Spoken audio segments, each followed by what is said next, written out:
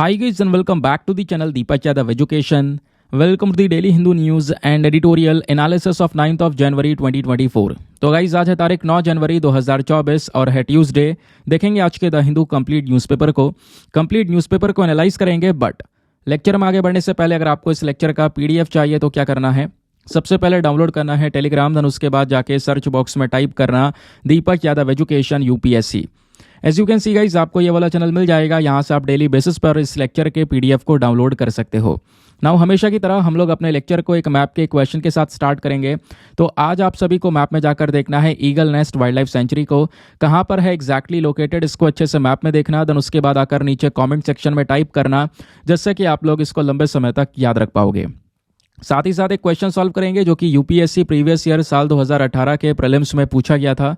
Daily basis पे हम लोग यहाँ पर एक प्रीवियस ईयर क्वेश्चन को भी सॉल्व करते हैं। क्वेश्चन क्या बोलता है कि जो राइट टू प्राइवेसी है ये एक इंट्रिंसिक पार्ट है right to life and personal liberty का। अब जो ये स्टेटमेंट है इसको थोड़ी देर के लिए ध्यान रखना, क्योंकि अभी यहीं पर हम वापस आएंगे। तो बोला जाता है कि इस स्टेटमेंट को देखते हुए नीचे आपके सामने 4 ऑप्शंस हैं और इन चारों ऑप्शंस में से कौन सा एक ऐसा ऑप्शन है जो कि हमारे भारतीय संविधान के अंदर ये दर्शाता है कि जो ऊपर वाला स्टेटमेंट है ये बिल्कुल सही है, या फिर ऊपर वाले स्टेटमेंट को इन्फॉर्म करता है। तो छोटा सा लॉजिक लगाना है और उस बेसिस पर क्वेश्चन सॉल्व हो जाएगा। फिलहाल के लिए ऑप्शन देखते हैं। तो option number A, article 14 and the provisions under the 42nd amendment to the constitution, या फिर option number B, article 17 and the directive principles of state policy in part number 4, या फिर option number C, article 21 and the freedoms guaranteed in part 3, या फिर option number D, article 24 and the provisions under the 44th amendment to the constitution. तो इसका सही answer सभी को नीचे कमेंट सेक्शन में देना है। एटलीस्ट सभी को इसमें पार्टिसिपेट करना है, जैसा मैं आप लोगों से डेली बेसिस पे बोलता हूँ। बाय द वे इसका जो करेक्ट आंसर है वो मैंने आपको टेलीग्राम पर प्रोवाइड करवा दिया है, वहाँ से भी आप इसको चेकआउट कर सकते हो। और अगर वहाँ पर आंसर नहीं मिलता है तो भी कोई परेशान होने की ज़रूरत नहीं है, क्योंकि वीडियो के लास्ट में इसके करेक्ट आंसर का डिस्कशन हम लोग करेंगे। तो चलो शुभ आरंभ करते हैं और चलते हैं सबसे पहले थंबनेल वाले इंपॉर्टेंट आर्टिकल की तरफ। तो दोस्तों ये article GS paper number 3 space and technology के पॉइंट ऑफ व्यू से काफ़ी इंपॉर्टेंट होने वाला है। एक मिशन न्यूज़ में है जिसका नाम है पेरेग्रीन मिशन 1। ये चर्चाओं में है, आपसे डायरेक्टली पूछा जा सकता है ये मिशन किस चीज़ से रिलेटेड है। ठीक है, अभी मैं इसके बारे में हर एक चीज़ समझाऊंगा, लेकिन आप पहले सोर्सेज देख सकते हो। लगातार बहुत सारे आर्टिकल्स इसको लेकर पब्लिश हुए हैं। एग्जैक्टली होता क्या है कि कल जो है सोमवार के दिन इस मिशन को अमेरिका से रवाना किया गया चंद्रमा की साइड, लेकिन बीच में ही यहाँ पे अभी आर्टिकल्स पब्लिश हुए हैं कि इसमें कहीं ना कहीं जो फ्यूल होता है, हमारा फ्यूल का जो लॉस है, उससे यह सफ़र करता हुआ नजर आ रहा है। लेकिन यहाँ पे बहुत सारी चीज़ें हैं डिस्कस करने के लिए, आप ढेर सारे आर्टिकल्स यहाँ पर देख सकते हो। तो दोस्तों अब यहाँ पर हम समझते हैं इस पूरे मामले को। हुआ यह है कि अमेरिकी प्राइवेट कंपनी है जिसका नाम है यूनाइटेड लॉन्च अलायंस, इन्होंने सोमवार को मून मिशन पेरेग्रीन 1 लॉन्च किया। इसे अगर हम भारत के समय अनुसार देखें तो लगभग दोपहर के 12:48 हो रहे होंगे। इस समय पर फ्लोरिडा के जो भी यहाँ पर स्पेस स्टेशन है वहाँ से इसको चांद की तरफ लॉन्च किया गया। सबसे इंपॉर्टेंट बात दोस्तों ये ध्यान रखना है कि पेरेग्रीन 1 जो है ये अमेरिका की ही जो एस्ट्रोबॉटिक कंपनी है उसने बनाया। इसे यूनाइटेड जो लॉन्च अलायंस का एक रॉकेट है जिसका नाम है वल्कन रॉकेट, ये आप देख पा रहे होंगे नाम। तो ये जो वल्कन रॉकेट है दोस्तों, इसी से यहाँ पर इस पर्टिकुलर मिशन को लॉन्च किया गया है। नासा के मुताबिक बताया गया कि जो ये पेरेग्रीन 1 है ये चंद्रमा का जो मिड लैटिट्यूड वाला रीजन है, यानी कि बीच वाला जो हिस्सा है, इस पर्टिकुलर रीजन पर 23 फरवरी को लैंड करेगा। ठीक है, और अगर ऐसा यहाँ पर सक्सेसफुली हो जाता है, वैसे अभी थोड़ा मुश्किल लग रहा है क्योंकि ये जो पर्टिकुलर मिशन है इसमें कहीं ना कहीं जो फ्यूल का लॉस है वो हमको नज़र आ रहा है। खैर, अगर सब कुछ अच्छे से इम्प्लीमेंट होता है और ये उस मिड रीजन में पहुँचता है तो दोस्तों ऐसा हुआ तो 51 साल में पहली बार कोई अमेरिकी एयरक्राफ्ट चांद की ज़मीन पर उतरेगा। कहोगे 51 साल में? हाँ, क्योंकि 51 साल पहले आपको पता है ना, ऑलरेडी यहाँ पर ये काम नासा कर चुका है। इससे पहले 1972 में लगभग अमेरिकी स्पेस एजेंसी थी नासा, अभी भी है, तो उनका एक अपोलो मिशन है अपोलो 17। अपोलो 17 ने एक सॉफ्ट लैंडिंग की थी। फिर उसके बाद अमेरिका ने साल 2022 में, यानी पिछले साल की बात है, तो ये मिशन एक हुआ था आर्टेमिस 1 मिशन। इसको भी चांद की तरफ रवाना किया था, लेकिन ये चांद पर लैंड नहीं किया था, चांद का चक्कर मार के वापस आ गया था। लेकिन अभी जो ये मिशन भेजा गया है ये चांद पर लैंड करने वाला है, वो भी बीच वाले हिस्से पर। सवाल यह है कि पेरेग्रीन 1 को चांद पर क्यों भेजा गया, क्या आखिरकार मेन कारण है। तो द गार्डियन के मुताबिक बताया जाता है कि पेरेग्रीन 1 पर लगभग 15 से 20 पेलोड्स लगाए गए हैं। ठीक है, इनमें से 5 नासा के हैं। पेलोड्स मतलब अलग अलग इंस्ट्रूमेंट्स लगाए गए हैं जिनका काम अलग अलग होगा। ठीक है, सभी इंस्ट्रूमेंट्स का काम अलग अलग यहाँ पर देखने को मिलने वाला है। ठीक है, तो इनसे क्या होगा, बेसिकली चंद्रमा पर जो पानी के मॉलिक्यूल्स हैं इनका पता लगाया जाएगा। इसके साथ ही यहाँ पर लैंडर के जो चारों ओर रेडिएशन या फिर जो गैसेस होंगी चांद के ऊपर, उसको मापने का काम भी किया जाएगा इन्हीं इंस्ट्रूमेंट्स के माध्यम से। इससे हमें पता चलेगा कि जो सोलर रेडिएशन है यानी कि सन से आने वाली जो ऊर्जा है ये चांद की सतह पर आकर इस पर अगर जब पड़ती है तो सन की ऊर्जा से चांद की सतह पर क्या असर होता है, ये भी दोस्तों हमको यहाँ पर जानने को मिलने वाला है। ठीक है, तो इसलिए यहाँ पर ये पेरेग्रीन इम्पॉर्टेंट है। इस तरीके से यहाँ पर ये पूरा आप देख पाओगे, लैंडर होने वाला है जो उतरेगा, फिर यहाँ पर एक रोवर रहेगा, कुछ उसी तरीके से जैसे हम लोगों ने अपना चंद्रयान 3 को लॉन्च किया था। समझ गए, बेसिकली यहाँ पर एक मेन पर्पज इसमें लैंडर है। ठीक है, और इसी लैंडर के माध्यम से सारा काम करने वाले हैं। इसके ऊपर 15 अलग अलग इंस्ट्रूमेंट्स जैसे मैंने बोला लगा रखा है। कहीं पर आपको 20 इंस्ट्रूमेंट भी देखने को मिलेंगे जो कि अलग अलग 7 देशों से लिए गए। 4 इसके लैंडिंग लेग्स आपको नजर आएंगे, और उसके बाद यहाँ पे जो इसके ऊपर है तो वो सोलर पैनल का हमने यहाँ पर यूज़ किया हुआ है ताकि इसको एनर्जी मिलती रहे। तो ये पेरेग्रीन 1 के बारे में सारी चीज़ें हुई समाप्त। 2024 जो है ना, ये हमारे स्पेस के पर्सपेक्टिव से बहुत इंपॉर्टेंट होने वाला है। ये ऑलरेडी मैं आपको बता चुका हूँ। संडे को मैंने आर्टिकल डिस्कस किया था, याद होगा। बहुत सारी चीज़ें मैंने स्पेस को लेकर डिस्कस की थी, या परसों की बात है ये। दोस्तों यहाँ पे होने वाला यह है कि 2024 में एक के बाद एक बड़े मिशन हैं, क्योंकि 2024 की शुरुआत भी इसरो ने की है। इसरो ने 1 जनवरी को ही एक इंपॉर्टेंट मिशन लॉन्च किया था, एक्सपोसैट डिस्कस किया हुआ है, याद होगा। अब यहाँ पे बात यह है कि नासा अभी तो चांद पर जा रहा है, यानी अपना जो लैंडर है उसको उतारेगा। नासा नहीं, अमेरिका की एक स्पेस कंपनी है, वो ये काम कर रही है। लेकिन इसके बाद चांद के ऊपर 2024 का एक और बहुत बड़ा मिशन है, वो है आर्टेमिस 2 मिशन। तो आर्टेमिस 2 दोस्तों नासा का ही सेकंड मिशन होने वाला है, जिसके तहत मेन मकसद ये होगा, ये 4 व्यक्ति जो आपको स्क्रीन पर दिखाई दे रहे हैं, Victor Glover, Reid Wiseman, Jeremy Hansen और क्रिस्टिना कोच, तो ये चारों ही लोगों को चांद पर भेजा जाएगा। सवाल यह है कि ये 4 लोग चांद पर उतरेंगे? नहीं, चांद पर उतरेंगे नहीं। इनको रॉकेट में बैठाकर अमेरिका से छोड़ा जाएगा, और ये रॉकेट इस तरीके से चक्कर लगाकर सीधा चांद पर जाएगा, और चांद पर उतरेगा नहीं, चांद का एक राउंड मारकर वापस से यहाँ पर पृथ्वी पर आ जाएगा। तो ये दोस्तों यहाँ पे पूरा का पूरा होने वाला है आर्टेमिस 2 मिशन के तहत। आई होप आपको ये जो बात है ये बढ़िया तरीके से क्लियर हो चुकी है। ये आने वाले समय पर न्यूज़ में आएगा, बहुत सारे एस्पेक्ट्स होंगे, वो सब कुछ यहाँ पे हम डिस्कस करेंगे। चलिए आते हैं नेक्स्ट आर्टिकल पर। आज का न्यूज़पेपर का डिस्कशन बहुत ही ज़्यादा इंपॉर्टेंट है। इतने सारे आर्टिकल्स हैं, और सभी मैं आपको कह दूं कि कहीं ना कहीं ऐसे इंपॉर्टेंट है कि यूपीएससी कहीं ना कहीं उनमें से कुछ ना कुछ सवाल पूछ चुका है। ठीक है, अब आज के न्यूज़पेपर में पेज नंबर 1 पर एक छोटा सा फोटो दिया गया है, आपको दिख रहा होगा। इस फोटो को GS paper number 2 places in news करके एक जो टॉपिक है वहाँ से लिंक कर पाओगे। यहाँ पर एक झील आपको दिख रही होगी, सामने पहाड़ियाँ हैं, झील में नाव चल रही है, और ये झील थोड़ी जमी आपको दिख रही होगी, जम चुकी है। ये जो झील है दोस्तों, ये श्रीनगर की डल झील है। बहुत खूबसूरत झील आपको ये देखने को मिल जाती है। वहीं पर आप देख पाओगे एक व्यक्ति जो है इस जमी हुई झील के अंदर में जो अपनी बोट है उसको चला रहा है। तो हम इस आर्टिकल का करें क्या। डल झील अक्सर न्यूज़ में रहती है, तो एग्जामिनेशन के लिए डल झील को लेकर कुछ स्पेसिफिक फैक्ट्स हैं, स्पेशली प्रीलिम्स के लिए। वो फैक्ट्स ध्यान रखना, उसके अलावा कुछ यहाँ पर पढ़ने वाली बात नहीं है। ठीक है, सबसे पहली चीज़ लोकेशन। हमेशा जो है एग्जामिनेशन के अंदर में लोकेशन पूछी गई है लंबे समय से। लेक विक्टोरिया को लेकर डायरेक्टली सवाल पूछा गया था, याद है या नहीं है, बताओ। तो दोस्तों जब बात करते हैं डल झील की, तो ये लेक कहाँ पर है? श्रीनगर के अंदर।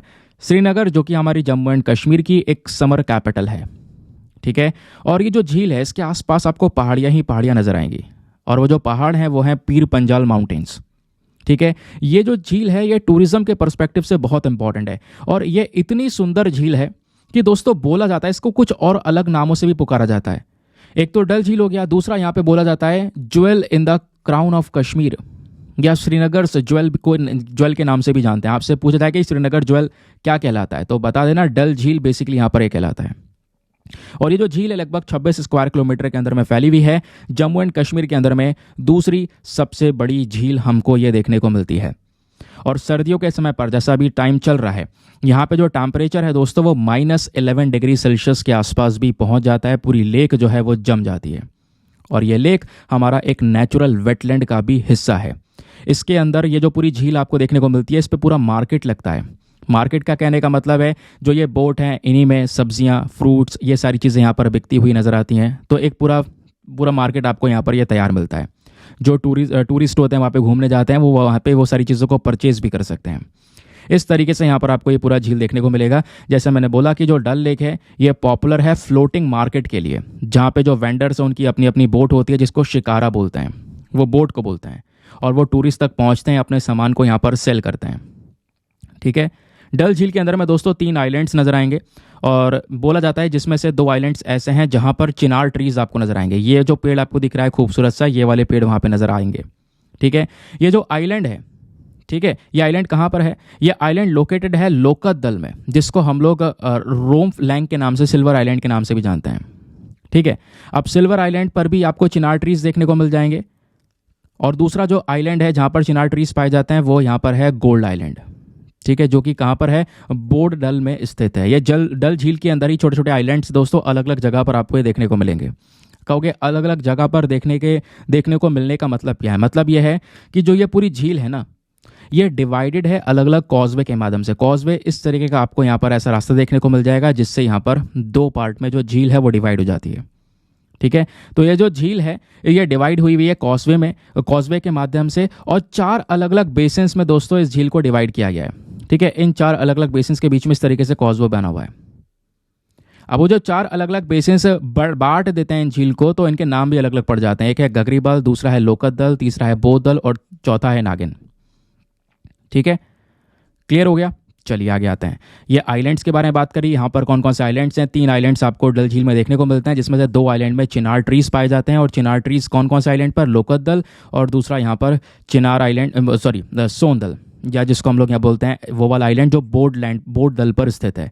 ये पोर्शंस जो मैंने बोला कि अलग अलग भाग यहाँ पे इस पूरे झील में बटे हुए हैं। ठीक है। तो इन्हीं पोर्शंस में ऑब्वियस सी बात है आइलैंड्स भी आपको नजर आएंगे। सिंपल है। अब यहाँ पे कुछ ऐसी परेशानी वाली बात है नहीं समझने के लिए, बस खाली जो लोकेशंस वगैरह हैं वो ज़्यादा इंपॉर्टेंट है, उसको ध्यान में रखना है। आगे आते हैं नेक्स्ट आर्टिकल पर। अगला आर्टिकल पेज नंबर 67 नहीं है भैया, ये पेज नंबर केवल 6 है। ये पेज नंबर 6 पर जीएस पेपर नंबर 2 पॉलिटी के पॉइंट ऑफ व्यू से एक इंपॉर्टेंट आर्टिकल है, जहां पर हमारे चीफ जस्टिस ऑफ इंडिया का स्टेटमेंट आया है। इन्होंने बोला है, I have to form bench to hear plea against collegium system. हुआ क्या? सुप्रीम कोर्ट के अंदर दोस्तों एक सिस्टम काम करता है जिसको बोलते हैं कॉलेजियम सिस्टम। और ये जो सिस्टम है, इसी सिस्टम के माध्यम से जो हमारे सुप्रीम कोर्ट के जजेस होते हैं उनका अपॉइंटमेंट किया जाता है। तो अगर कोई जज बनता है सुप्रीम कोर्ट का, तो उसको जज बनाने के पीछे का एक मेन जो पूरा प्रोसेस होता है उसमें कॉलेजियम सिस्टम का एक महत्वपूर्ण रोल होता है। यही कॉलेजियम सिस्टम क्या करता है? जजेस को अपॉइंट करने का काम करता है। हुआ क्या? लंबे समय से कहीं ना कहीं एक बवाल चल रहा है। पिछले साल भी ये हुआ था कि जो हमारे लॉ मिनिस्टर हैं किरेन रिजिजू जी, इन्होंने यहाँ पर कॉलेजियम सिस्टम को कहीं ना कहीं टारगेट किया और बोला ये सिस्टम बिल्कुल बेकार है। ये सिस्टम के माध्यम से आप जजेस को अपॉइंट कर रहे हो, लेकिन इस सिस्टम में कोई ट्रांसपेरेंसी नहीं है। कैसे इनका अपॉइंटमेंट हो रहा है, कौन कर रहा है, मतलब कौन कर रहा है तो पता है, लेकिन कैसे अपॉइंटमेंट हो रहा है कोई प्रोसेस सामने आता ही नहीं है। ठीक है। तो इसके लिए कहीं ना कहीं पिटीशन डाले गए और बात यह की गई कि भैया कॉलेजियम सिस्टम को खत्म किया जाए। इस सिस्टम को खत्म करके एक नई चीज लेकर आए जिसको बोलते हैं एनजेएसी। एनजेएसी का मतलब है नेशनल जुडिशियल अपॉइंटमेंट कमीशन। तो ये कमीशन होना चाहिए, ना कि कॉलेजियम सिस्टम। तो एनजेएसी लेकर आओ जल्द से जल्द, और एनजेएसी का मेन काम होगा कि वो हमारे सुप्रीम कोर्ट के जजेस को अपॉइंट करे। तो हमारे चीफ जस्टिस ऑफ इंडिया जो डीवाई चंद्रचूड़ साहब हैं, उनका कहना यह है कि ठीक है भैया, चलो अभी हम इस मैटर को सुनवाई करेंगे इसकी, और इसके लिए हम पूरी बेंच बनाएंगे। एक पूरी बेंच बनेगी जो कि इस पूरे मैटर को देखने का काम करेगी। थोड़ा सा वेट करना होगा, जल्दी इसके ऊपर डिसीजंस आएंगे। ये टॉपिक बहुत ज़्यादा इंपॉर्टेंट एग्जाम के लिए। क्यों? अभी थोड़ी देर में पता चल जाएगा। अब दोस्तों ये तो केवल न्यूज़ आर्टिकल है, लेकिन इसके पीछे का जो बैकग्राउंड डेटा है, जो नोट्स आपके हैं, वो बहुत इंपॉर्टेंट है एग्जामिनेशन में। क्योंकि अगर क्वेश्चन बना तो यहाँ से नहीं बनेगा, क्वेश्चन अगर बना तो वो यहाँ से बनेगा। चलो अब विस्तार से समझते हैं कि आखिरकार जो कॉलेजियम सिस्टम है वो क्या है और वो किस तरीके से काम करता है। अब दोस्तों यहाँ पे आपने एक बात समझनी होगी, ये कॉलेजियम सिस्टम पूरा बना कैसे। आज अगर हम अपने सुप्रीम कोर्ट को देखते हैं तो इसमें एक तो मेन व्यक्ति होते हैं चीफ जस्टिस ऑफ इंडिया और बहुत सारे सुप्रीम कोर्ट के आपके जजेस नजर आते हैं। लेकिन ये जो जजेस हैं इनका अपॉइंटमेंट कैसे होता है, कैसे एक व्यक्ति सुप्रीम कोर्ट का जज बन सकता है, ज़रा वो समझते हैं। तो जज बनने के लिए जो कॉलेजियम सिस्टम है ये एक इंपॉर्टेंट रोल प्ले करता है और इसकी शुरुआत होती है 1981 में। तो दोस्तों 1981 का वो समय था कि उस समय पर केवल और जो मामला है पूरा अपॉइंटमेंट का वो हमारे सीजीआई के पास में हुआ करता था। ठीक है, यानी कि जो सुप्रीम कोर्ट है वो क्या करता था, सुप्रीम कोर्ट के जज और हाई कोर्ट के जज का अपॉइंटमेंट किया करता था।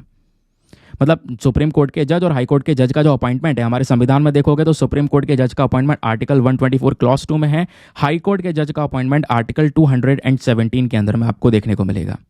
तो स्टार्टिंग में जो मेन पावर्स हैं वो हमारे सीजीआई के पास में हुआ करती थी, लेकिन जब ये देखा कि भैया केवल सीजीआई अपॉइंट करेंगे ऐसा नहीं हो सकता, उसके बाद क्या होता है 1981 के बाद में 1993 में दोस्तों एक और केस आता है, सेकंड जज केस। अब सेकंड जज केस में क्या होता है कि भाई यहां पर असली जो जन्म होता है ना कॉलेजियम सिस्टम का वो यहीं से होता है 1993 में। 1993 में बोला गया कि केवल चीफ जस्टिस ऑफ इंडिया यहां पर बाकी जजेस का अपॉइंटमेंट नहीं करेंगे, चीफ जस्टिस ऑफ इंडिया के साथ साथ 2 और सीनियर मोस्ट जजेस होंगे। तो 2 सीनियर मोस्ट जजेस हो गए और यहाँ पे हो गए हमारे एक सीजीआई, तो टोटल यहाँ पर 3 लोग होंगे जो कि हमारे जजेस का अपॉइंटमेंट करेंगे। ये बात 1993 में कर दी गई। अब क्या होता है, बात अभी भी नहीं बनी। 1993 के बाद दोस्तों फिर समय बढ़ते बढ़ते 1998 में सुप्रीम कोर्ट ने इसी कॉलेजियम सिस्टम को वापस से एक्सपैंड कर दिया, इसमें कुछ और मेंबर्स ऐड कर दिए। नाउ फाइनली यहां पर क्या कर दिया गया कि अब कॉलेजियम सिस्टम के अंदर में एक तो होंगे हमारे chief justice of India plus 4 हमारे होंगे मोस्ट सीनियर जजेस ऑफ द कोर्ट। तो 4 सीनियर जजेस, एक सीजीआई, यानी टोटल हमारे 5 मेंबर्स होते हैं किसके अंदर में, कॉलेजियम सिस्टम के अंदर में। क्लियर। तो आज भी अगर 2024 में भी देखें तो कॉलेजियम सिस्टम में टोटल 5 मेंबर्स हैं और वो 5 मेंबर्स कौन हैं, एक तो 4 जज हो गए वो कोर्ट के सीनियर मोस्ट जजेस और एक हो गए खुद चीफ जस्टिस ऑफ इंडिया। अब ये पांचों के 5 खुद सुप्रीम कोर्ट से बिलोंग करने वाले व्यक्ति हैं। अब इन्हीं के हाथ में है कि भैया सुप्रीम कोर्ट का आगे का जज बनेगा कौन, ये सब कहानी इनके हाथ में। तो कॉलेजियम सिस्टम क्या है ये आपको बेसिक तरीके से समझ में आ गया होगा। ठीक है, स्ट्रक्चर देखें तो ध्यान रखना, सुप्रीम कोर्ट का जो कॉलेजियम है वो अलग होता है, हाई कोर्ट का कॉलेजियम अलग होता है। सुप्रीम कोर्ट के कॉलेजियम में एक चीफ जस्टिस ऑफ इंडिया और 4 सीनियर मोस्ट जजेस हो गए सुप्रीम कोर्ट के। हाई कोर्ट के कॉलेजियम में हमारे सीजीआई हो गए और बाकी 2 सीनियर मोस्ट जजेस हो गए हाई कोर्ट के। तो ये यहां पर आपको देखने को मिल जाता है। ठीक है, तो अभी हम वैसे सुप्रीम कोर्ट की बात कर रहे हैं तो इस मैटर को ध्यान से सुनना। लेकिन दोस्तों अब यहीं पर ना कहानी अटकती है। कहानी क्या अटकती है, कहानी ये अटकती है कि सर ये जो कॉलेजियम सिस्टम है आखिरकार क्यों सुप्रीम कोर्ट में पिटीशन डाला जा रहा है और बोला जा रहा है नहीं भैया सिस्टम को हटाओ, इसकी जगह एनजेएसी लेकर आओ। क्योंकि यहां पर इसको लेकर क्रिटिसिज्म यह है कि भैया जो कॉलेजियम सिस्टम के अंदर 5 मेंबर्स हैं वो पांचों के 5 खुद जज हैं, सुप्रीम कोर्ट के 4 जज, एक सीजीआई। अब अगर ये अपॉइंटमेंट करेंगे किसी दूसरे जज का तो हो सकता है ये फेवरेटिज्म कर रहे हो अंदर, क्योंकि सारी इंफॉर्मेशन तो बाहर आ नहीं रही है, यानी अपने ही पसंदीदा लोग को आगे बढ़ाएंगे।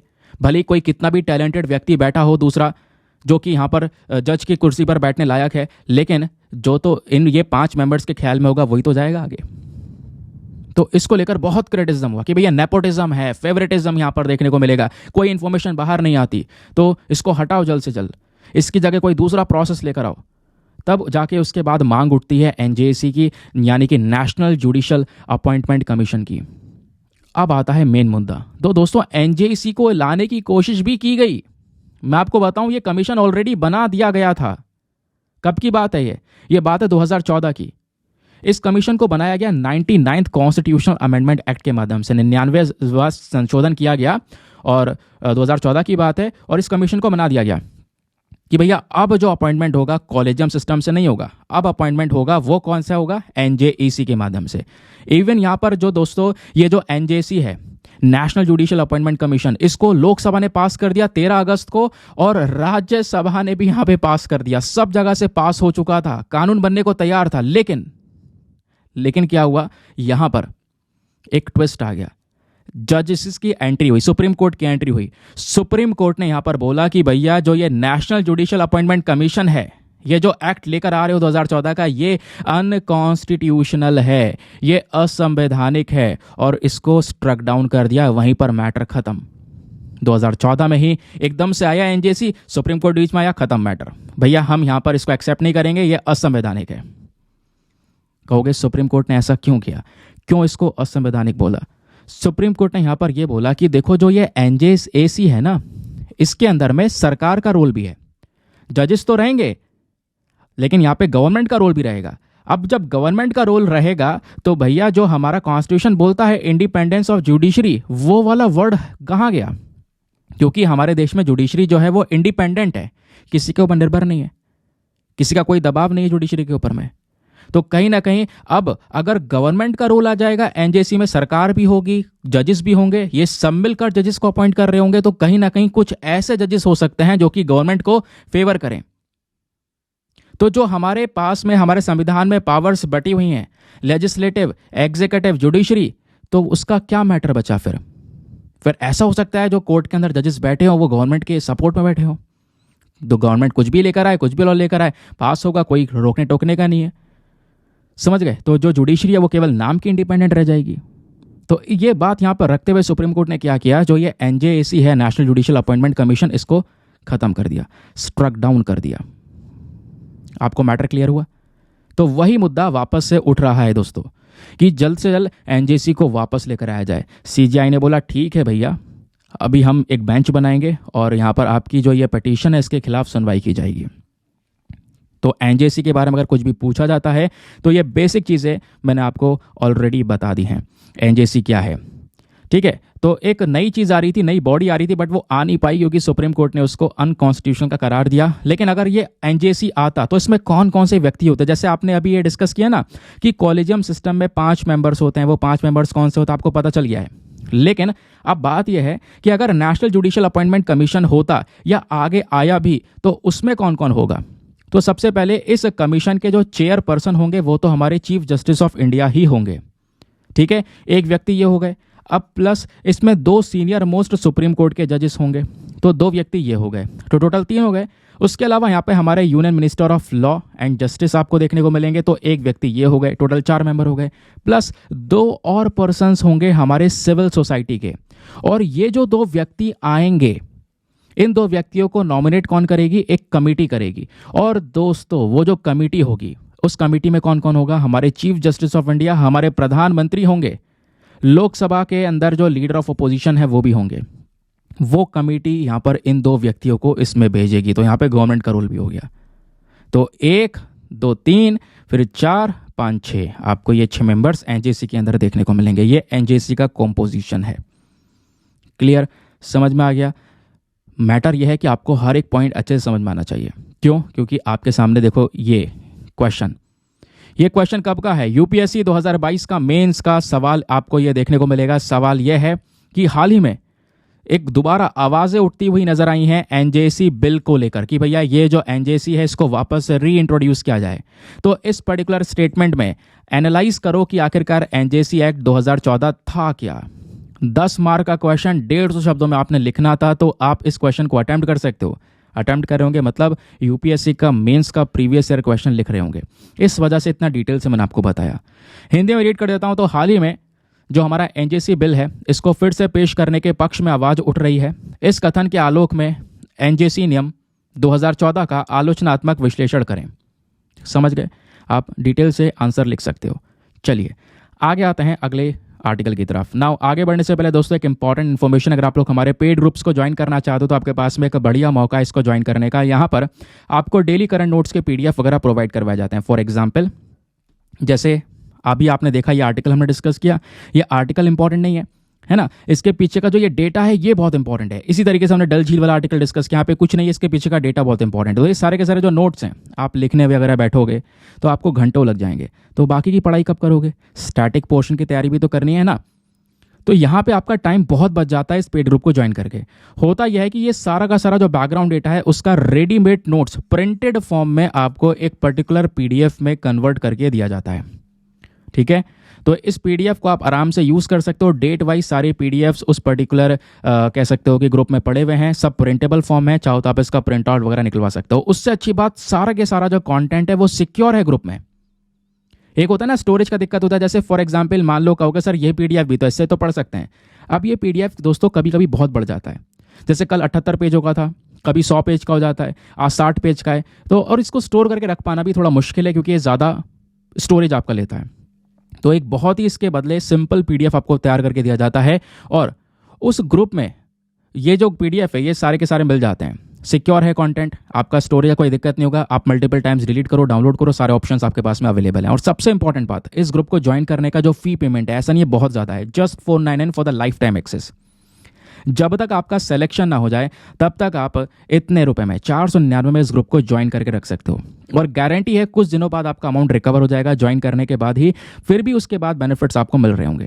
इस ग्रुप को ज्वाइन करने के लिए करना क्या होगा, व्हाट्सएप पर जाना, यहाँ पर आपको एक नंबर दिया गया है 8534873368, इस नंबर पर मैसेज कर देना कि हाँ I want to join this group.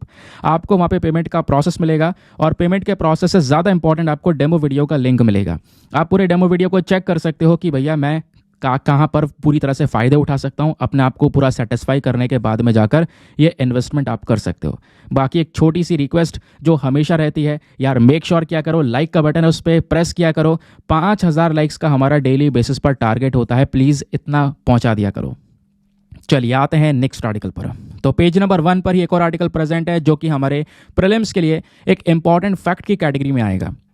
यहाँ पर दोस्तों एक पर्टिकुलर अवार्ड के बारे में बात की जा रही है जिसका नाम है गोल्डन ग्लोब अवार्ड। तो हर साल यहाँ पर यह अवार्ड चर्चाओं में रहता है, वो भी जनवरी के महीने में। तो भैया इस समय न्यूज़ में आ चुका है, पिछले साल भी ये न्यूज़ में था नाटू नाटू गाने की वजह से, है ना, उसको भी यहाँ पर यह अवार्ड मिला था।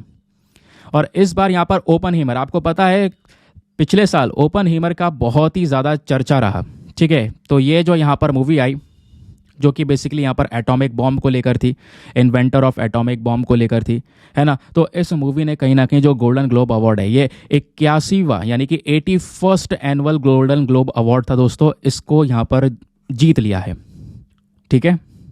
तो ये जो अवार्ड है ये गया है यहाँ पर किसके पास में, ओपनहीमर के पास में। समझ में आ गया। तो बाकी दोस्तों अगर हम ओपनहीमर की बात करेंगे तो इसने कहीं ना कहीं 5 प्राइज़ जीते हैं। बेस्ट ड्रामा, बेस्ट डायरेक्टर का प्राइज़ मिला है नोलन को, और बेस्ट स्कोर और साथ ही साथ में बेस्ट एक्टिंग का ट्रॉफी मिला है सिलियन मर्फी को, ठीक है।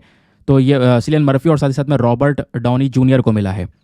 तो ये बात यहाँ पर बताई जा रही है। इस तरीके से जो गोल्डन ग्लोब अवार्ड है वो यहाँ पर अभी जीत हासिल की है। सॉरी, ये गोल्डन अवार्ड किसको दिया गया है, ओपनहीमर को यहाँ पर ये अवार्ड मिला है। तो नाम तो ये आपने ध्यान में रखना है, ओपनहीमर को ये अवार्ड मिला।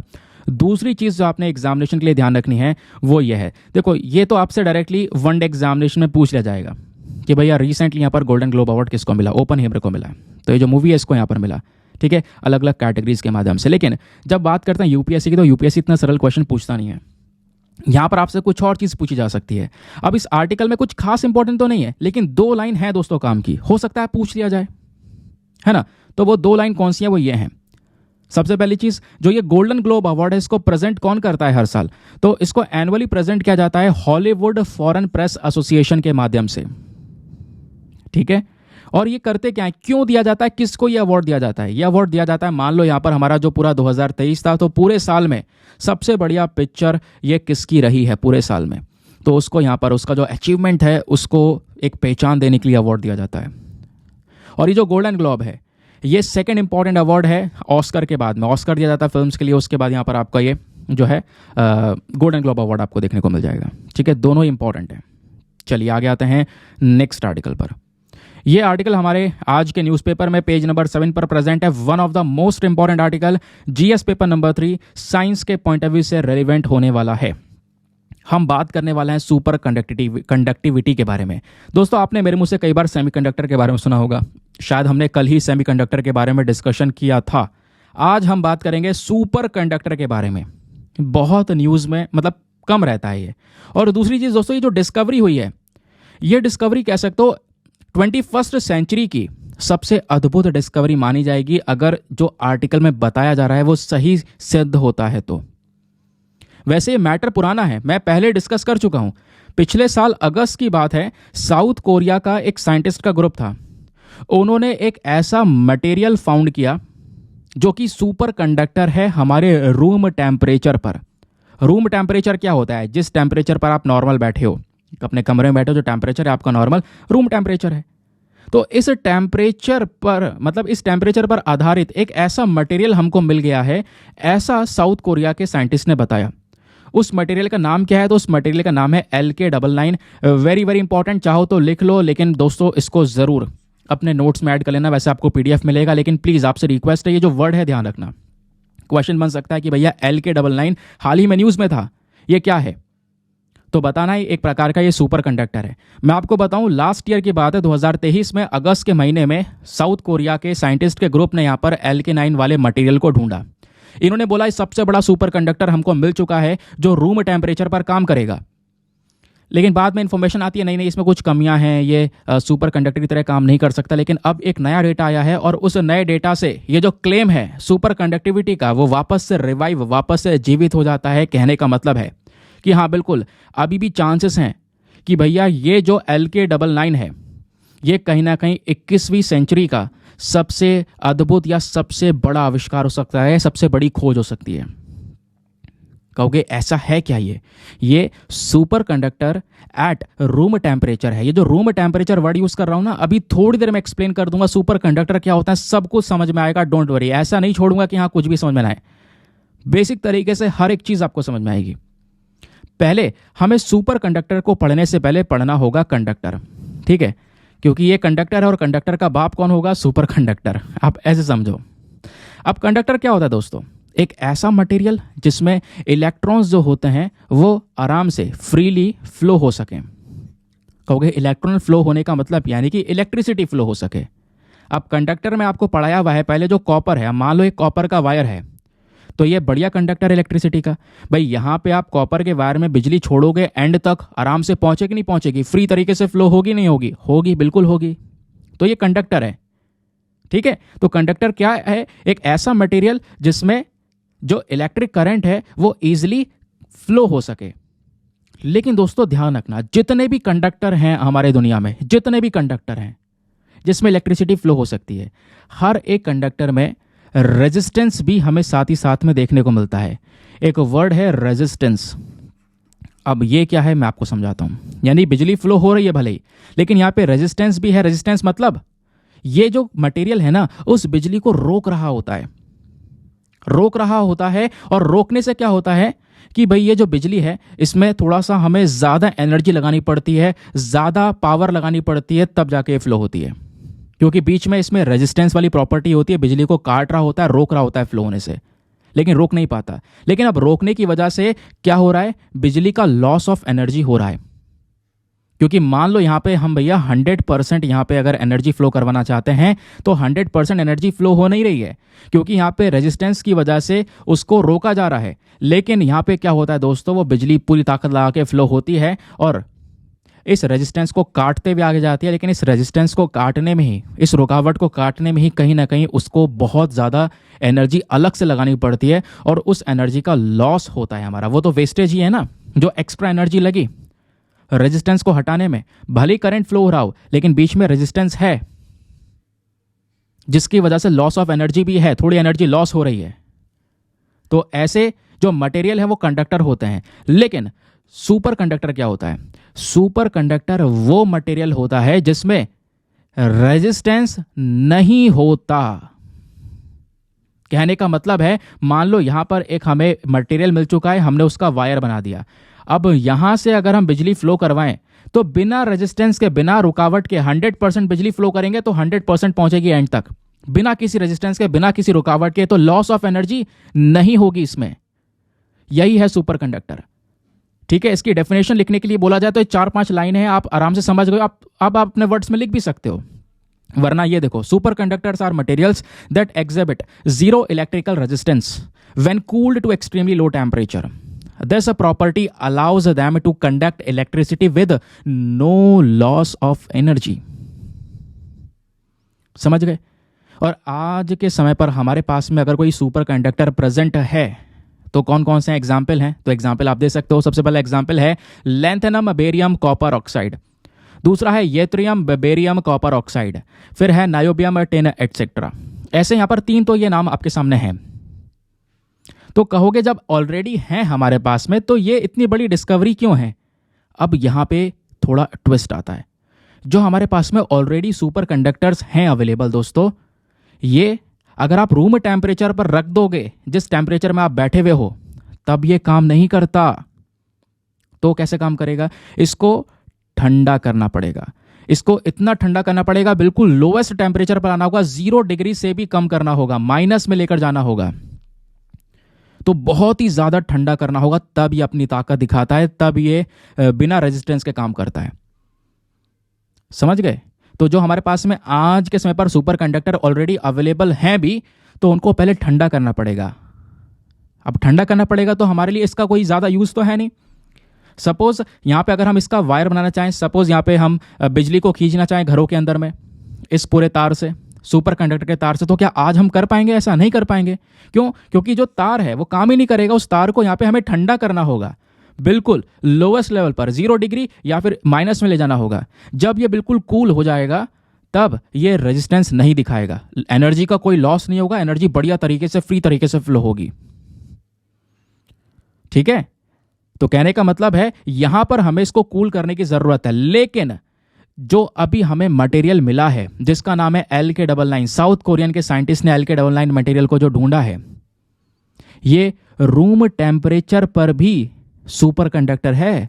रूम टेम्परेचर मतलब ये नॉर्मल टेम्परेचर जिसमें आप रह रहे हो, इसमें भी ये सुपर कंडक्टर की तरह काम करेगा। यानी कि ये एक ऐसा मटेरियल है जिसको ठंडा करने की जरूरत नहीं है। इसमें बिना ठंडा करे, बिना लॉस के एनर्जी फ्लो हो सकती है, वो भी 100% बिना रेजिस्टेंस के। यही तो पावर है सुपर कंडक्टर की। आई होप आप अच्छी तरीके से समझ गए होंगे। मैंने अपनी पूरी कोशिश की है कि भाई ये कॉम्प्लिकेटेड टॉपिक था तो मैं आपको इजीली तरीके से एक्सप्लेन कर सकूं। आई होप आपको क्लियर हुआ होगा, सारी चीज़ें क्लियर हो चुका है तो थम्स अप ज़रूर कर देना कि हाँ सर मुझे हर एक चीज़ समझ में आई है। अब बात करते हैं डिस्कवरी की। तो इस प्रकार की डिस्कवरी 1911 में कमलिंग ओन्स ने यहाँ पर की थी।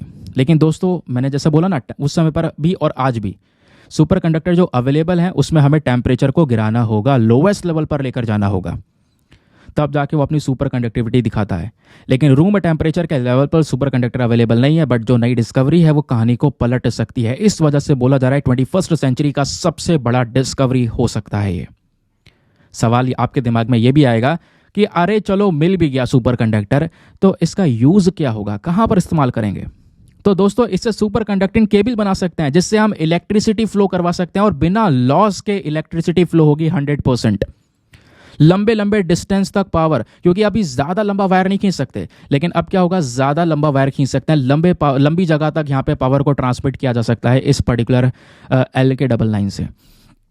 ठीक है, तो group of south Korean scientist ने जिन्होंने क्लेम किया है कि भैया जो डिस्कवरी मटेरियल है LK99 ये अपने आप में एक सुपर कंडक्टर है एट अ रूम टेम्परेचर, जो कि हमारे पूरे इतिहास को चेंज कर सकता है, पूरे वर्ल्ड को, जो इलेक्ट्रिकल कंडक्टिविटी का वर्ल्ड है उसको पूरी तरह से रिवोल्यूशनाइज कर सकता है, यहाँ पर एक क्रांति लेकर आ सकता है।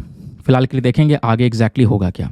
सवाल यह है LK99 के बारे में अगर आप देखोगे तो LK99 मैं आपको इसके बारे में बता ही चुका हूँ, वापस से चीज़ें ये रिपीटेड हैं तो इसमें कुछ खास ऐसी चीज़ें आपको नजर आएंगी नहीं। चलिए अगले आर्टिकल पर आते हैं। नाउ आज के ही न्यूज़पेपर में पेज नंबर 1 पर एक और आर्टिकल प्रेजेंट है जिसको हम GS पेपर नंबर 2 पॉलिटी के साथ में लिंक करेंगे। आपको दोस्तों बिल्किस बानो का केस पता होगा, लास्ट ईयर मैंने आपको पढ़ाया भी था, काफ़ी न्यूज़ में था। अब ये आर्टिकल आज के न्यूज़पेपर में पेज नंबर 5 पर भी प्रेजेंट है, ये आपको नजर आएगा। यहाँ पर ना सारा का सारा, एक सेकेंड रुको, यहाँ पे कुछ डेटा दिया हुआ है, ये आप देख पाओगे, एक चार्ट दिया हुआ है, इसके थ्रू हम सारी चीज़ों को आराम से देख सकते हैं। बिल्किस बानो जो कि एक महिला है, हुआ क्या 2002 में आपको पता होगा गुजरात के अंदर में एक बहुत बड़ा दंगा हुआ। अब वो जो दंगे हुए थे तो उसी दौरान दोस्तों 3 मार्च 2002 में एक पूरी भीड़ क्या करती है, बिल्किस बानो की फैमिली पर अटैक करती है, गांव में पहुंचती है ना। तो अब यहाँ पे बिल्किस बानो की फैमिली पर भी आई जब ये पूरी बात, तो काफ़ी लोग भागना स्टार्ट हुए। बिल्किस बानो बची। तो क्या हुआ कि कुछ लोगों ने, लगभग 7 लोग ऐसे थे, ठीक है, मतलब 7 मेंबर्स थे इनकी फैमिली के, जिनको मर्डर कर दिया गया, कह सकते हो जिनका जान ले ली गई, ठीक है, इनका मर्डर कर दिया गया। बाकी बिल्किस बानो के साथ में गैंग रेप हुआ था। 3 मार्च 2002 की बात है। अब बात यहाँ पर यह है कि जब ये कहानी आगे बढ़ रही थी तो दिसंबर 16 2003 में सुप्रीम कोर्ट ने ऑर्डर दिया कि भैया सीबीआई की इंक्वायरी बैठाई जाए, और 21 जनवरी 2008 में एक स्पेशल कोर्ट ने कॉन्विक्ट किया 11 लोगों को। 11 लोग पकड़े गए, 11 आदमी पकड़े गए और उनको यहाँ पर उम्र कैद की सज़ा सुनाई गई कि भाई यही 11 लोग हैं जिन्होंने बिल्किस बानो के साथ में गैंग रेप किया था। फिर क्या हुआ, ऐसी दोस्तों थोड़े समय तक ये बात आगे बढ़ती चली गई। अभी बीच में मई 13 2022 की बात कर रहे हैं, सुप्रीम कोर्ट ने गुजरात सरकार से बोला कि भैया आप जो पिटीशन है इस कॉन्विक्ट को लेकर कि भैया क्या इनको हम पहले रिलीज़ कर सकते हैं, प्रीमेच्योर रिलीज़ कर सकते हैं, क्या समय से पहले इनको रिलीज़ किया जा सकता है, तो इस पर्टिकुलर केसेस पर सुनवाई करो। और होता यह है कि 15 अगस्त 2022 में गुजरात सरकार की जो रेमेशन पॉलिसी थी, क्योंकि गुजरात सरकार के अंदर में एक पॉलिसी है रेमेशन पॉलिसी, जहां पर जो कैदी है उनको माफ़ किया जा सकता है, और उस पॉलिसी का यूज़ करते हुए जो 11 कॉन्विक्ट्स हैं, जो 11 अपराधी लोग थे जिन्होंने गैंग रेप किया था बिल्किस बानो के साथ में, उन 11 लोगों को गोधरा की जेल से रिलीज़ कर दिया गया, छोड़ दिया गया।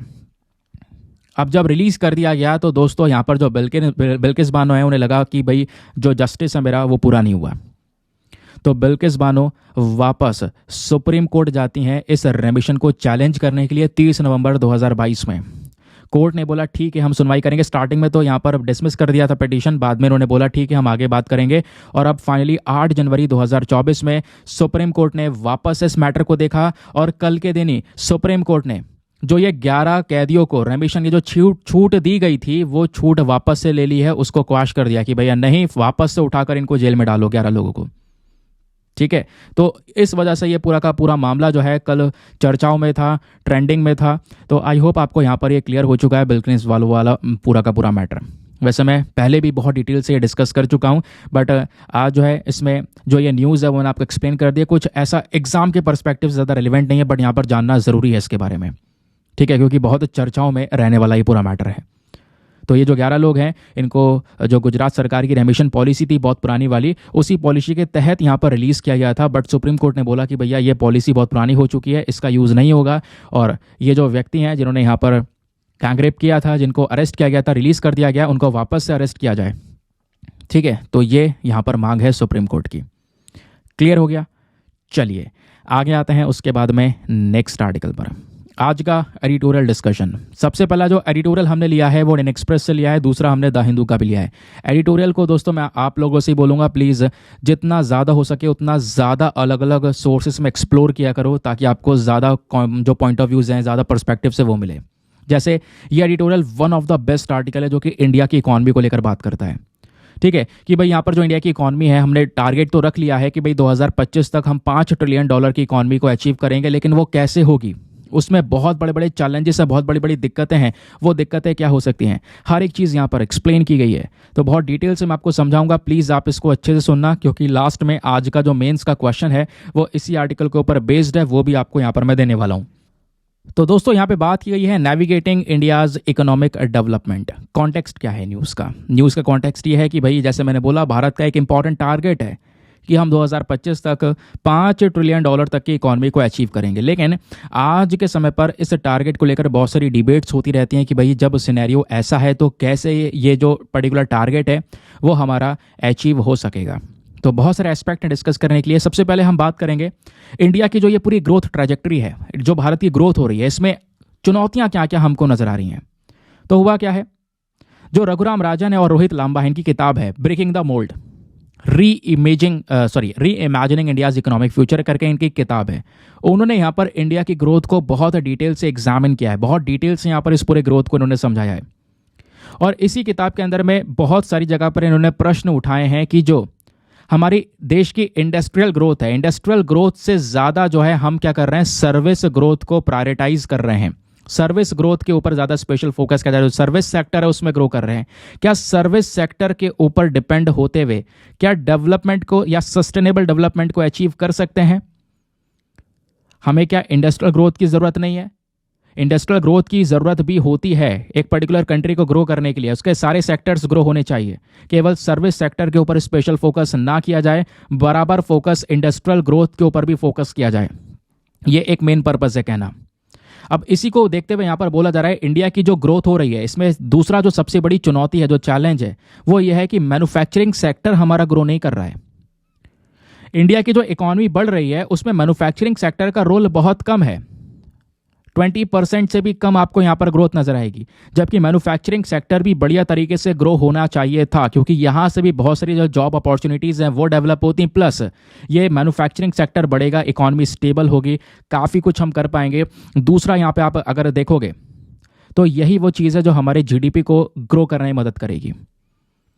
दूसरा जो चैलेंज है वो है global business service growth opportunity. जो यहाँ पे रघुराम राजन साहब हैं, लांबा हैं, इन्होंने यहाँ पर देखो कि इंडिया के पास में एक बहुत बड़ा अवसर है दुनिया के बिजनेस सर्विस ग्रोथ के अंदर में काम करने का। और आपको पता है इंडिया जो है सर्विसेज प्रोवाइड करवाता है, इंडिया दुनिया भर में सर्विसेज प्रोवाइड करवाता है। इंडिया सर्विस सेक्टर के लिए ही जाना जाता है, जहां पे डॉक्टर्स, लॉयर्स और बाकी सारी सर्विसेज आपको देखने को मिलेंगे। इंडिया एक बहुत इंपॉर्टेंट रोल प्ले कर सकता है इसको एक्सपैंड करने में, लेकिन नो डाउट यहाँ पे हमें ध्यान देना होगा मैन्युफैक्चरिंग सेक्टर के ऊपर भी, उतना ही ध्यान देना होगा जितना हम सर्विस सेक्टर के ऊपर ध्यान दे रहे हैं। नहीं तो फिर प्रॉब्लम कौन सी होगी? इंडिया की जो ग्रोथ हो रही है उसमें एक और सबसे बड़ा चैलेंज है एम्प्लॉयमेंट क्राइसिस। इंडिया में बेरोजगारी अभी भी है। यहाँ पे बोलते हैं राइटर कि जो यूथ है जिनकी उम्र 15 से 24 साल के आसपास है, वो कहीं ना कहीं आज के समय पर जो बेरोजगार हैं, इसका स्तर बढ़ता चले जा रहा है। 40% से ज़्यादा यहाँ पर ये क्रॉस कर चुका है।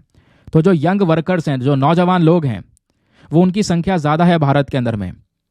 और हमारे देश को ज़रूरत है तो थोड़ा इन सब चीज़ों को इंसेंटिवाइज करें। नई नई जॉब्स क्रिएट होंगी, और नई जॉब्स कैसे क्रिएट होंगी? जब मैन्युफैक्चरिंग सेक्टर, इंडस्ट्रियल सेक्टर्स यहां पर इंक्रीज होंगे। तो ये यहां पर बोला गया। एक और चैलेंज है भारत की ग्रोथ के अंदर में, वो है सर्विस सेक्टर मॉडल चैलेंजेस। जो हमारे देश में करंट समय पर पूरा सर्विस सेक्टर है, यहां पर आपको ग्रोथ नजर आएगी हाईटेक सर्विसेज में, लेकिन कहीं ना कहीं जो जॉब क्रिएशन है यहां पर भी समस्याएं हैं। तो दोस्तों, जो सर्विस सेक्टर भारत में ग्रो कर रहा है, काम कर रहा है, यहाँ पर भी जो सर्विसेज है वो हाई स्किल वाली सर्विसेज नहीं है। जो काम कर रहे लोग हैं उनके पास में स्किल्स की अभी भी कमियां हैं। फिर राइटर बोलते हैं एक और चैलेंज है इंडिया की बढ़ती हुई इकॉनमी में, वो है स्किल डेफिसिट। सही बात है, इंडिया में दोस्तों लोगों के पास में स्किल्स की कमियां हैं। भले ही यहाँ पर ग्रेजुएट हो जाए कहीं से भी, भले ही यहाँ पर आपने साइंस, टेक्नोलॉजी, एजुकेशन, मैथमेटिक्स बहुत सारी चीज़ें पढ़ी हों, उसके बावजूद भी यहाँ से भी लगभग कह सकते हो 2.2 मिलियन लोग यहाँ पर ग्रेजुएट्स हैं, फिर भी ज़्यादातर लोग यहाँ पर बेरोजगार हैं। क्यों? क्योंकि उनको प्रॉपर ट्रेनिंग नहीं मिली, प्रॉपर स्किल्स नहीं मिली। क्योंकि आज के समय पर आपकी एजुकेशन से भी ज़्यादा इंपॉर्टेंट स्किल है कि भाई आपके पास में स्किल क्या है, किस फील्ड में आप बेहतर काम कर सकते हो, सबसे बढ़िया काम करके यहाँ पर प्रोवाइड करवा सकते हो। तो इसके लिए भी यहाँ पे हमें ज़रूरत है हम ढेर सारा इन्वेस्टमेंट करें हायर एजुकेशन के अंदर में, कि भैया वहीं पर लोगों को शुरुआती तौर पर स्किल सिखाई जाएं, क्योंकि ये भी एक बहुत बड़ा चैलेंज है हमारे इंडिया के अंदर में। फिर एक बहुत बड़ा चैलेंज आता है PLI scheme and immediate job generation. India focus ये कर रहा है कि भैया कोई भी कंपनी है, अगर उस कंपनी को तुरंत ग्रो करना है या बिजनेसेस को लेकर आना है हमारे देश में, तो हम उसके लिए क्या करें? प्रोडक्शन लिंक्ड इंसेंटिव स्कीम को प्रोवाइड करवाएं, कि भाई वो कंपनी लगातार क्या करेगी? प्रोडक्शन करेगी, और उसके प्रोडक्शन को बढ़ाने के लिए, है ना, उसके प्रोडक्शन को इंक्रीज करने के लिए दोस्तों क्या है, यहाँ पर स्कीम जो है सरकार लेकर आती है, ताकि ज़्यादा से ज़्यादा प्रोडक्शन सेंटर्स को भारत में लगाया जा सके। लेकिन चिंता वाली बात यहाँ पर यह है कि जो ये स्कीम है ये केवल प्रोडक्शन लिंक्ड है, प्रोडक्शन के लिए यहाँ पर पैसा दिया जा रहा है, जबकि ये स्कीम एम्प्लॉयमेंट लिंक्ड भी हो सकती थी, जहाँ पर हम मेन फोकस करते हैं एम्प्लॉयमेंट को जनरेट करने के लिए। क्योंकि केवल प्रोडक्शन सेंटर्स ओपन करना और उनके लिए स्कीम लेकर आना, ये स्कीम ज़्यादा समय तक टिकेगी भी नहीं। ऐसा नहीं है लाइफ टाइम तक स्कीम के फायदे होंगे, कुछ ही समय तक फायदे होंगे, उसके बाद दोस्तों वो वापस से डाउन आ जाएगा। फिर उसके बाद एक चीज़ और आती है, वो है need for comprehensive economic approach. Bharat में जॉब की एक सबसे बड़ी दिक्कत है, ठीक है? क्या दिक्कत है? इंडिया की जो जॉब प्रॉब्लम है, यहाँ पर हमें ना दोनों ही सेक्टर्स की ज़रूरत है। केवल हम किस सेक्टर पर फोकस कर रहे हैं? सर्विस सेक्टर पर। लेकिन हमें ज़रूरत है मैन्युफैक्चरिंग और सर्विस सेक्टर दोनों की। भले ही पीएलआई स्कीम चल रही हो, ठीक है, लेकिन पीएलआई स्कीम के अलावा हटाकर देखें तो जितनी भी प्राइवेट इंडस्ट्रीज है दोस्तों, उनको कहीं ना कहीं इंसेंटिवाइज करना होगा, उनको आगे बढ़ाना ज़रूरी है। लेबर के लिए कुछ सुधार करने होंगे। ये रिफॉर्म्स ऐसे हैं जो लेबर को सपोर्ट कर सकें। इस तरीके से जॉब्स का जनरेशन होगा, नहीं तो फिर ये चैलेंज ऐसे रहेंगे। फिर एक और चैलेंज है, वो है अर्जेंसी इन एड्रेसिंग डेमोग्राफिक चैलेंज। इंडिया की जो एवरेज पॉपुलेशन की एज अगर आप देखोगे तो ज़्यादातर लोग यानी 28 के आसपास आपको नजर आएंगे, यानी कि नौजवान जनसंख्या भारत के अंदर में बहुत ज़्यादा है। लेकिन वो जो जनसंख्या है ना, वो ज़्यादा कंट्रीब्यूट नहीं कर रही है देश के प्रति, जो कि कंट्रीब्यूट कर सकती थी, क्योंकि यहाँ पे ज़्यादा जॉब क्रिएशन नहीं हो पा रहा है, ज़्यादा रिफॉर्म्स वगैरह नहीं है। तो हमें काम क्या करना होगा, नई नई जॉब्स को क्रिएट करना होगा, नए सुधार करने होंगे, इन्वेस्टमेंट्स बढ़ाने होंगे हायर एजुकेशन में, तभी जाकर दोस्तों ये जो नौजवान की जनसंख्या है पूरी, इसका सही उपयोग किया जाएगा इकॉनमी के अंदर में। ये बात यहाँ पे राइटर ने मेंशन की है। तो ये हैं इंडिया के चैलेंजेस, जबकि भारत की इकॉनमी ग्रो कर रही है उसके बावजूद भी। लेकिन अगर यहाँ पे इंडिया ने मैन्युफैक्चरिंग सेक्टर में थोड़ा बहुत कुछ किया है और सर्विस सेक्टर में अगर कुछ किया है, तो उसके पीछे क्या क्या रीज़न रहे वो यहाँ पे राइटर ने समझाया। फिर आगे हम और क्या कर सकते हैं इसमें, इसको और आगे बढ़ाने के लिए, वो भी बताया हुआ है। तो पहले बात करेंगे मैन्युफैक्चरिंग सेक्टर की। तो सरकार अगर देश में मैन्युफैक्चरिंग सेक्टर ग्रो कर रही है तो उसके लिए कुछ स्पेशल फोकस दिया गया है। जो लेटेस्ट बजट है इसमें यहाँ पर जो हमारी इंडियन गवर्नमेंट है, इन्होंने लगभग 2403 करोड़ रुपया इलेक्ट्रॉनिक्स और आईटी हार्डवेयर मैन्युफैक्चरिंग के लिए रखा, और 757 करोड़ रुपया जो फेम स्कीम है faster adoption manufacturing of hybrid electric vehicles, इसके लिए दिया। तो अलग अलग पैसा खर्चा जा रहा है इंडस्ट्रीज को ग्रो करने के लिए। इस इन्वेस्टमेंट का ये मेन मकसद है कि मैन्युफैक्चरिंग सेक्टर को ग्रो किया जाए, जो कि सही कर रहे हैं हम लोग, गवर्नमेंट सही कर रही है, लेकिन इसको और अल्टीमेट लेवल पर करना होगा, वो अभी आगे बताएंगे राइटर। पहले तो यही बता रहे हैं कि आखिरकार हम अगर ग्रो कर रहे हैं मैन्युफैक्चरिंग सेक्टर या सर्विस सेक्टर को, तो वो किस प्रकार से कर रहे हैं। फिर एक और चीज़ आती है, वो है एनहेंसिंग कॉम्पिटिटिवनेस। इंडिया का जो मेन एक की फैक्टर आपको देखने को मिलेगा जो ज़रूरी है, वो ये है कि हमें इंडस्ट्रियल पुश ज़रूरी है, और इंडिया ने यहाँ पे थोड़ा सा ये काम किया, इंडस्ट्रीज़ को ग्रो करने के लिए यहाँ पर फोकस किया। सरकार ने नए इनिशिएटिव्स लॉन्च किए, मेक इन इंडिया प्रोग्राम आया, इन्वेस्टमेंट्स करने स्टार्ट किए, हमने अपने देश का जो मार्केट है इसको थोड़ा और बड़े लेवल पर जो खोलना है वो स्टार्ट किया। सरकार ने इंसेंटिव प्रोवाइड करवाए, फ्री लैंड प्रोवाइड करवाए बेसिस को बनाने के लिए, पावर सप्लाई चल रही है 24/7, जिससे यहाँ पर कहीं ना कहीं हम कॉम्पिटिशन दे सकते हैं बाकी कंट्रीज़ को, लेकिन यहाँ पर इसको भी अल्टीमेट लेवल पर बढ़ाने की ज़रूरत है। एक और चीज़ जो इंडिया में देखने को मिलेगी वो है रोबस्ट डोमेस्टिक डिमांड। इंडिया की जो मिडिल क्लास पॉपुलेशन अगर आप देखोगे तो इनका सबसे बड़ा कंट्रीब्यूशन है ग्लोबल कंजम्पशन में, यानी कि 2030 तक सबसे ज़्यादा कंजम्पशन हम ही लोग यहाँ पर कर रहे होंगे। डोमेस्टिक मार्केट में जो कंजम्पशन है इंपॉर्टेंट भी है। तो यहीं पर अगर आप देख पाओगे तो अप्लायंसेस एंड कंज्यूमर जो इलेक्ट्रॉनिक मार्केट है इंडिया के अंदर में, ये कहीं ना कहीं एक्सपैंड हो रहा है। और मैं बताऊं, यहाँ पे राइटर बोलते हैं 2025 तक ये मार्केट $21 बिलियन तक जा सकता है। क्यों? क्योंकि ज़्यादातर मैन्युफैक्चर्ड गुड्स की जो डिमांड है इंडिया में बहुत ज़्यादा मजबूत है। फिर एक और फायदा है, वो है एक और आपको बढ़िया चीज़ देखने को मिलेगी, वो है global hub potential in industry 4.0। India की जो मैन्युफैक्चरिंग इंडस्ट्री है दोस्तों, वो कहीं ना कहीं तेज़ी से प्रोग्रेस कर रही है, तेज़ी से यहाँ पर आगे बढ़ रही है। हमारे देश की जो कंपनीज हैं, स्पेशली यहाँ पे फार्मास्यूटिकल्स, टेक्सटाइल सेक्टर में जो काम कर रही हैं, ये ऑलरेडी ग्लोबल लीडर्स बन चुकी हैं। क्यों? क्योंकि इन्होंने रिसर्च और डेवलपमेंट के ऊपर फोकस किया। लेकिन अब हमें यहाँ पर और जोर देना होगा। अभी हम धीरे धीरे ऑटोमेशन, रोबोटिक्स के ऊपर भी फोकस कर रहे हैं, और अगर हम यहाँ पर थोड़ा सा और इन्वेस्टमेंट कर दें, रिसर्च डेवलपमेंट कर लें, तो नो डाउट इंडिया कहीं ना कहीं ग्लोबल हब में एक बहुत इंपॉर्टेंट कंट्री बनकर आएगा। तो ये बात है मैन्युफैक्चरिंग सेक्टर की। अब दूसरी तरफ बात करेंगे सर्विसेज सेक्टर की। तो सर्विसेज सेक्टर में इंडिया ने ऑलरेडी क्या क्या किया। जब बात करते हैं सर्विसेज सेक्टर की, तो दोस्तों यहाँ पर इंडिया के अंदर में सरप्लस में हम चलते हैं सर्विस सेक्टर को लेकर। 2020-21 के अंदर में जो हमारा सरप्लस अमाउंट है वो लगभग $89 बिलियन तक आपको देखने को मिलेगा। तो जो हमारी सरकार है, सरकार का मेन फोकस ये है कि भाई जो सर्विस सेक्टर उसको भी यहाँ पर ग्रो किया जाए। तो इंडिया के पास में सर्विस सेक्टर का ऑलरेडी बहुत बड़ा पोटेंशियल है, लेकिन हमें मैन्युफैक्चरिंग सेक्टर से ज़्यादा फोकस सर्विस सेक्टर पर नहीं करना होगा। इक्वली फोकस करते हैं तो एक बढ़िया चीज़ है। फिर यहाँ पर आप देख पाओगे इंडिया ने स्किल इंडिया प्रोग्राम चलाया है ना। ये जो प्रोग्राम है, यहाँ पर हमारा मेन मकसद है क्या कर सके, ज़्यादा से ज़्यादा लोगों को स्किल्स प्रोवाइड करवा सकें। इस प्रोग्राम का मेन मकसद यही है कि इंडिया में मार्केट से संबंधित जो भी इंपॉर्टेंट स्किल्स हैं वो लगभग 40 करोड़ यूथ को 2022 तक दी जाए। तो इसके माध्यम से भी जो यहाँ पर सर्विस सेक्टर है वो ग्रो किया। तो इंडिया को काफ़ी सारी चीज़ों का एडवांटेज मिल जाता है। एक तो डिमांड इंडिया में मजबूत है, एडवांटेज कॉम्पिटिटिव एडवांटेज मिल चुका है, पॉलिसी सपोर्ट, सरकारी कई सारी पॉलिसीज, चाहे वो मेक इन इंडिया हो, प्लस यहाँ पर काफ़ी सारे और भी पॉलिसीज़ हों, प्लस इन्वेस्टमेंट्स यहाँ पर इंक्रीज हुए हैं। तो ये चीज़ें हैं जो इंडिया को ग्रो कर सकती हैं। और गवर्नमेंट के नो डाउट ये सारे इनिशिएटिव्स हैं जिन्होंने एक बहुत बड़ा चेंज लेकर आया है, लेकिन जो चेंज हमें लाना अभी भी ज़रूरी है वो वाला चेंज नहीं आया है। एक अल्टीमेट लेवल पर हम ग्रो नहीं किए हैं, वो वाला अल्टीमेट ग्रोथ यहाँ पर हमें ज़रूरी है। तो उसके लिए राइटर बोलते हैं हमें कुछ और कदम उठाने की ज़रूरत है ताकि हम इसको और ज़्यादा ग्रो कर सकें। ग्रो तो कर रहे हैं और ग्रो कर सकें। तो क्या करने की ज़रूरत है उसके लिए? पहला है workforce development and participation. India का जो यूथ पॉपुलेशन है दोस्तों, इसके अंदर में बहुत पोटेंशियल है, बहुत एनर्जी है। हमें इस पोटेंशियल का प्रॉपर यूज़ करना होगा। कैसे? इनको जॉब्स प्रोवाइड करवा के, एजुकेशन क्वालिटी को इंप्रूव करके, स्किल्स प्रोवाइड करवा के, लेबर में जो पार्टिसिपेशन रेट है उसको इंक्रीज करना होगा, महिलाओं को यहाँ पर इसमें उतारना होगा। दूसरा हम काम कर सकते हैं प्राइवेट इन्वेस्टमेंट। जो प्राइवेट इन्वेस्टमेंट है ये एक सबसे इंपॉर्टेंट फैक्टर होता है किसी भी इकोनॉमी को ग्रो करने में लिए।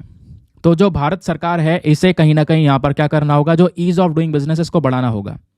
हमें जो बिजनेस करने का तरीका है उसको और आसान करना होगा। कैसे कर सकते हैं? जो इंपॉर्टेंट टैक्सेस वगैरह उसको थोड़ा रिड्यूस कर दो, आप थोड़ा सपोर्ट करो, क्रेडिट गारंटीज दो, तब यहाँ पर फॉरेन डायरेक्ट इन्वेस्टमेंट भी आएगा, काम होगा बढ़िया।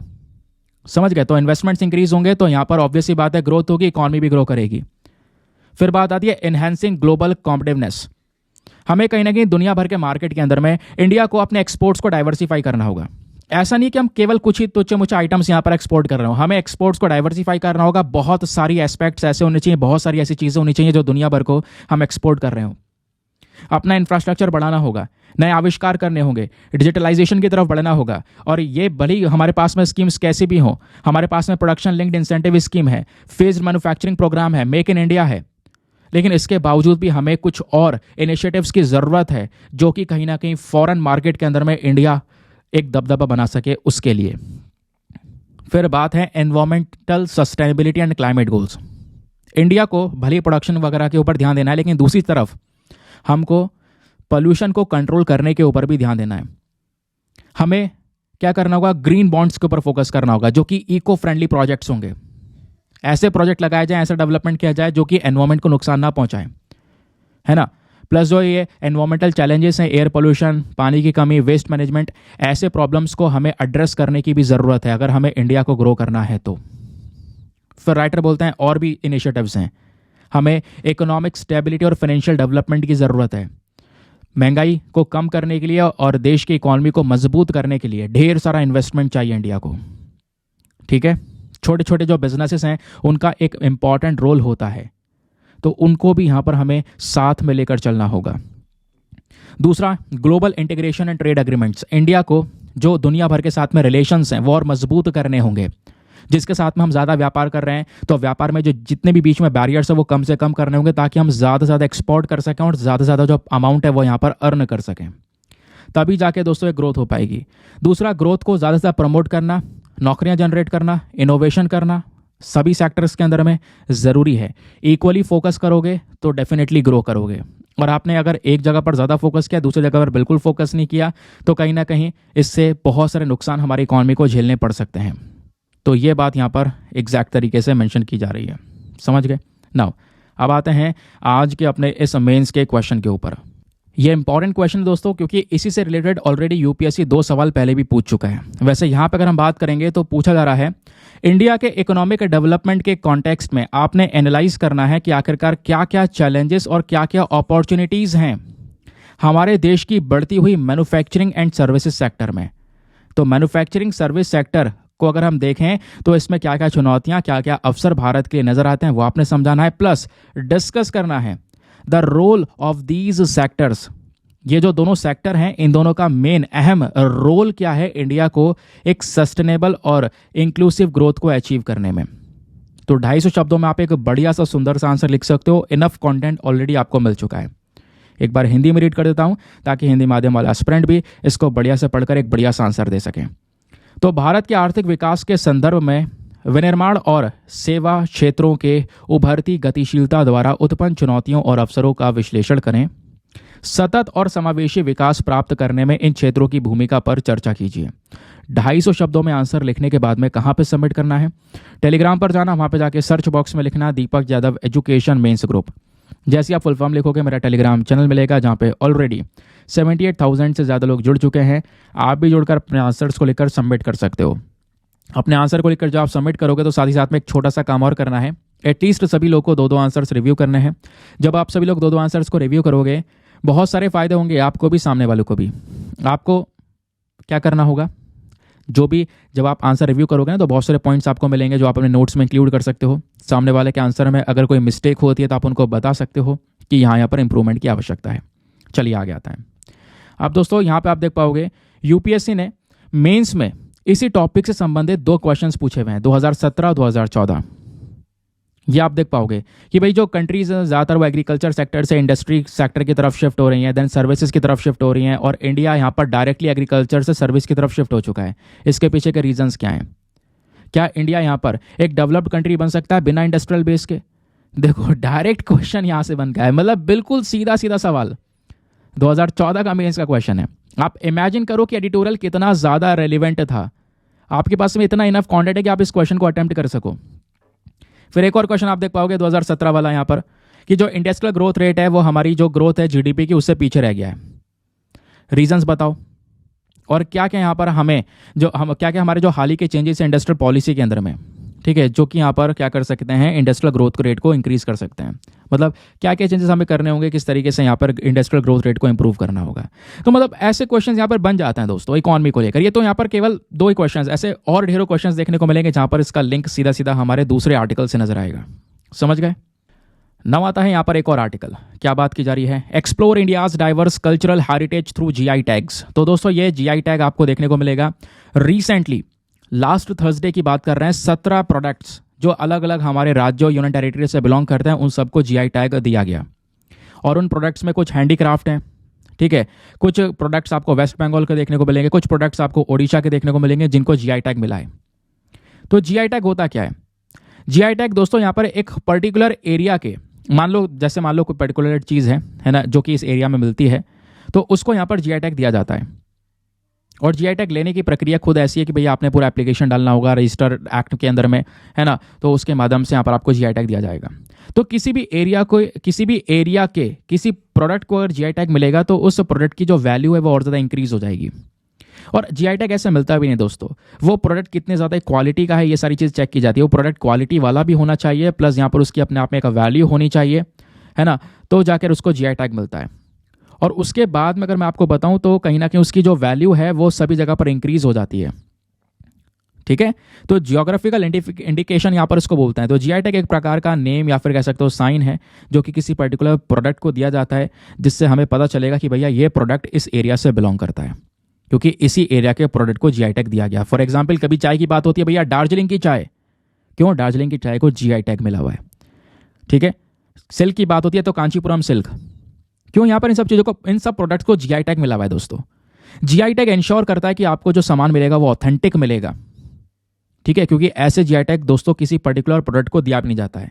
जीआई टैग मिलने से वो प्रोडक्ट बहुत पॉपुलर भी हो जाता है, ये आप देख पाओगे, हम चर्चाएं भी कर रहे हैं आज के समय पर। ठीक है, प्लस यहाँ पर इस प्रोडक्ट को कॉपी होने से बचाएगा भी। सपोज यहाँ पर ये व्यक्ति आप देख पा रहे होंगे एक पर्टिकुलर राज्य से बिलोंग करते हैं, एक एरिया से बिलोंग करते हैं, इस प्रकार की कला करते हैं, इनके इस कला को जीआई टैग मिल गया।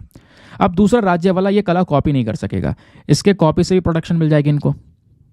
और जब भी किसी आइटम के ऊपर जीआई टैग दिया जाता है, रजिस्टर किया जाता है, तो वो 10 साल तक वैलिड होता है। 10 साल बाद वो एक्सपायर हो जाएगा, लेकिन आप 10 साल बाद वापस से उस जीआई टैग को रिन्यू करवा सकते हैं। बात क्लियर हो गई दोस्तों? अब ये वाला जो चार्ट है ना, ये बहुत ही ज्यादा इंपॉर्टेंट है, बहुत बहुत बहुत ज्यादा इंपॉर्टेंट। यहां पर बताया गया हमारे देश में जीआई टैग की स्थिति है क्या, कौन से राज्य से कितने कितने जीआई टैग हैं।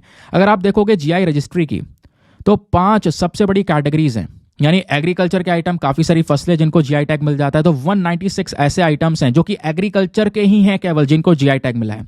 खाने पीने की चीजें, फूड स्टफ में 38 आइटम है हमारे देश के जिनको जीआई टैग मिला हुआ है, जो अलग अलग राज्यों से बिलोंग करते हैं। हैंडीक्राफ्ट में लगभग 285 आइटम्स है अलग अलग राज्यों के यूनियन टेरिटरीज के जिनको जीआई टैग मिला हुआ है। मैन्युफैक्चर्ड आइटम्स में 15 आइटम्स है। नेचुरल के अंदर आप देख पाओगे 2 आइटम्स हैं जिनको जीआई टैग मिला हुआ है। तो हमारे देश में ये अलग अलग कैटेगरीज हैं जिनके तहत इतने इतने आइटम्स को जीआई टैग ऑलरेडी मिल चुका है। ये चार्ट ये दर्शाता है कि कौन से राज्य में सबसे ज्यादा आइटम्स को जीआई टैग मिला है। तो उस राज्य में तमिलनाडु जीत हासिल करता है। तमिलनाडु के पास में 61 आइटम्स ऐसे हैं जिनको जीआई टैग ऑलरेडी मिल चुका है। फिर सेकंड नंबर पर उत्तर प्रदेश, जिसके 56 आइटम्स को जीआई टैग मिल चुका है। Then Karnataka 48, Kerala 39, Maharashtra 35, Uttarakhand 27, waste Bengal 27, Odisha 26, Madhya Pradesh 22, Rajasthan 21। ठीक है, अगर आप यहाँ पे इन कैटेगरीज को भी एक्सपैंड करते हो, फॉर एग्जांपल जैसे हमने देखा कि हमारे देश में तमिलनाडु के अंदर में सबसे ज्यादा आइटम्स को जीआई टैग मिला हुआ है। तो तमिलनाडु में भी जो ये 61 आइटम्स को मिला है, इनमें से भी हैंडीक्राफ्ट को जो 34 हैंडीक्राफ्ट है उनको जीआई टैग मिला हुआ है, 16 एग्रीकल्चरल आइटम्स को, 8 फूड स्टफ को और 8 मैन्युफैक्चर्ड आइटम्स को। इस तरीके से इसको एक्सपैंड किया गया है। तो एक पर्टिकुलर डेटा है जिसका आप यहाँ पर यूज़ कर सकते हो। कई बार डायरेक्टली यहाँ पर क्वेश्चंस बन जाते हैं जीआई टैग को लेकर, बट जो स्पेसिफिक चीज़ें मैंने आपको बताई हैं उसका प्लीज़ आप लोग ध्यान रखिएगा। बाकी दोस्तों एक इंपॉर्टेंट बात मैं आप लोगों को और बताना चाहूँगा कि आज हम लोग इस डिस्कशन को यहीं पर समाप्त कर रहे हैं, क्योंकि ऑलरेडी वीडियो काफ़ी लंबा हो चुका है। वैसे एक आर्टिकल हमारा और रह जा रहा है, ये भी एडिटोरियल इंपॉर्टेंट है। आज के न्यूज़पेपर में एडिटोरियल प्रेजेंट है जहां पर कार्बन बॉर्डर एडजस्टमेंट मैकेनिज्म के बारे में डिस्कशन किया गया है। मैं आपको ये सारे के सारे जो इसके डेटा है वो पीडीएफ में दे दूंगा, प्लीज़ वहाँ से रीड कर लेना। कल मैं इसको एक्सप्लेन कर दूंगा। वैसे इसका एक्सप्लेनेशन मैं कर चुका हूँ, ऐसा नहीं है मैंने एक्सप्लेन नहीं किया हुआ है। तो थोड़ा सा वेट करना प्लीज़। कल मैं आपके सामने इस आर्टिकल को वापस लेकर आऊँगा, बहुत डिटेल से डिस्कस करूँगा। CBAM क्या होता है, हर एक एस्पेक्ट आपको क्लियर हो जाएगा, ठीक है। क्योंकि वीडियो ऑलरेडी लंबा हो चुका है तो मैं इसको और ज़्यादा लंबा खींच नहीं सकता।